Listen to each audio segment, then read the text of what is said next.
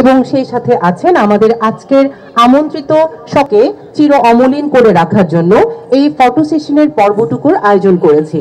বইয়ের মেলা এবং এখানে দেখেন নতুন প্রজন্মের পরবর্তী প্রজন্মের যারা মাত্র আমাদেরকে একটা বিশাল বিষয় থেকে মুক্তি দিয়েছে তাদের অনেক সরব উপস্থিতি। আমার কাছে মনে হয় বাংলাদেশের যদি কোনো জায়গায় আশা থেকে থাকে সেটা হচ্ছে বাংলাদেশের তরুণ এবং উঠতি প্রজন্ম। পাহাড় কাটার ক্ষেত্রে কেবল শ্রমিক নয়, মালিককেও আইনের আওতায় আনতে হবে। পাহাড়, নদী, সমুদ্র সহ প্রাকৃতিক সম্পদ রক্ষা করতে হবে। পরিবেশ সংরক্ষণ শুধু ব্যক্তি স্বার্থের বিষয় নয়, এটি ভবিষ্যৎ প্রজন্মের জন্য আমাদের দায়িত্ব। পরিবেশ ধ্বংস রোধে আমাদের সবাইকে দায়িত্ব নিতে হবে। মহান একুশে বইমেলা 2025-এর সমাপনী অনুষ্ঠানে প্রধান অতিথির বক্তব্যে পরিবেশ, বন ও জলবায়ু পরিবর্তন মন্ত্রণালয় এবং পানি সম্পদ মন্ত্রণালয়ের উপদেষ্টা সৈয়দা রেজওয়ানা হাসান এসব কথা বলেন। আমরা চট্টগ্রামে বইমেলাটা একটা ঐতিহ্য। আজকে এখানে যারা উপস্থিত আছেন তারা আপনাদের চট্টগ্রামের গর্ব, আর চট্টগ্রাম হচ্ছে বাংলাদেশের গর্ব। চট্টগ্রাম এমন একটা জায়গা যেটাকে আমরা বাংলাদেশের গর্ব হিসাবে দেখতে চাই। এটা চট্টগ্রামবাসী শুধু দাবি করলে কিন্তু আমরা দিব না, এটার উপরে আমাদেরও তো একটা অধিকার আছে।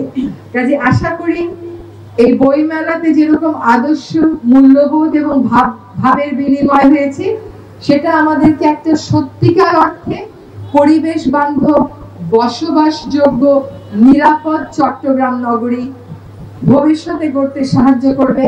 যেটুকু পাহাড় আছে এটা কিন্তু আমাদের সকলের দায়িত্ব বাঁচানো। এবং ডিসি মহোদয় একটা কাজ ভালো করেছেন, চট্টগ্রাম শহরটাকে উনি 6টা জোনে ভাগ করেছেন। সেই জোনে এক একটা করে কমিটি কাজ করবে। যেখানেই কোনো পাহাড় কাটা হবে উনাকে খবর পৌঁছানো হবে। উনার দায়িত্ব কিন্তু এবার থেকে মালিকের বিরুদ্ধে মামলা করা এবং মালিককে সত্যিকার অর্থে গ্রেফতার করা এবং আইনের মুখোমুখি করা। আমি দেখব মালিক গ্রেফতার হলে পাহাড় আর কাটা হয় কিনা। চট্টগ্রামে আপনাদের বন আছে, আপনাদের সমুদ্র আছে, এইরকম একটা শহর বিশ্বে আর খুঁজে পাওয়া যায় যেখানে সবকিছু একসাথে আছে। তো ওইটা আমরা জাতীয় ঐতিহ্য, জাতীয় গৌরব, জাতীয় সম্পদ হিসেবে রক্ষা করি। আমাদের মেয়র মহোদয়ের সুযোগ্য নেতৃত্বে আমরা এগিয়ে যাই।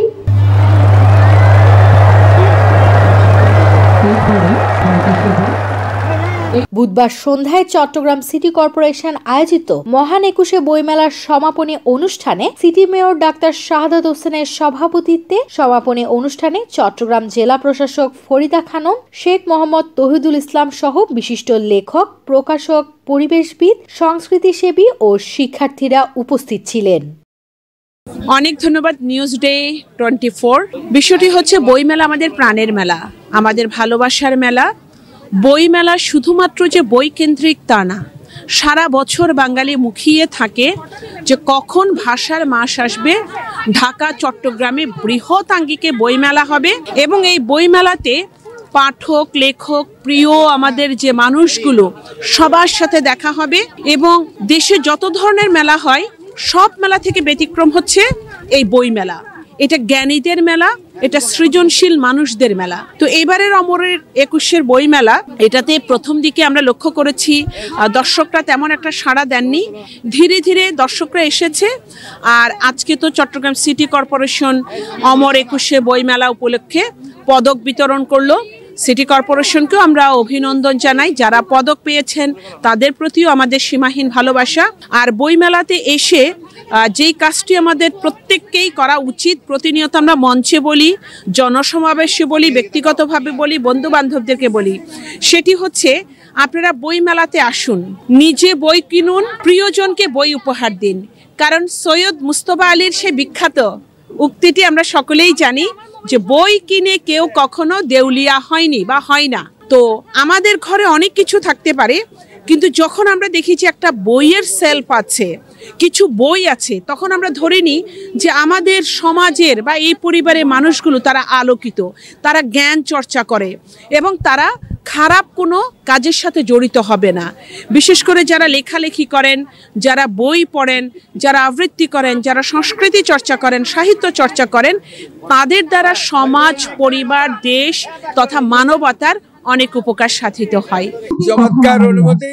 এই দীর্ঘ 50 বছরের আমার সাংবাদিক জীবনে এটাই সফলতা, এবং সেই জন্য চট্টগ্রামের মেয়র, চট্টগ্রামের তারুণ্যের আইকন ডক্টর শাহাদাতকে ধন্যবাদ যে তিনি দলীয়করণের ঊর্ধ্বে উঠে সবাইকে, যারা আজকে পেয়েছেন, কারো দলীয়ের সাথে বিবেচনায় দেন নেই।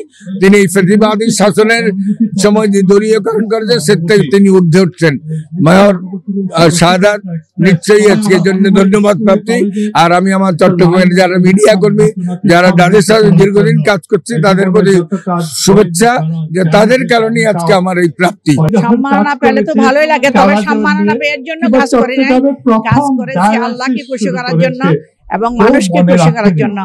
আমরা লায়নরা সবসময় কম সৌভাগ্যবান মানুষের পাশে থাকি। কেন?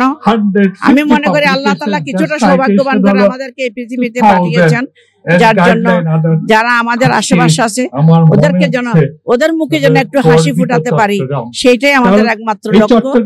কারণ আমরা জানি আমাদের দেশটা অনেক গরিব দেশ। এই গরিব দেশের আমরা তো সব সমাধান করতে পারবো না, অন্তত কিছুটা যদি দুস্থ এবং যারা কম সহায়তা তাদের আশা মেটাতে পারি, সেটাই আমাদের সার্থকতা। আমার 4টা বই আছে চন্দ্রবিন্দু প্রকাশনে, 63-64 স্টলে।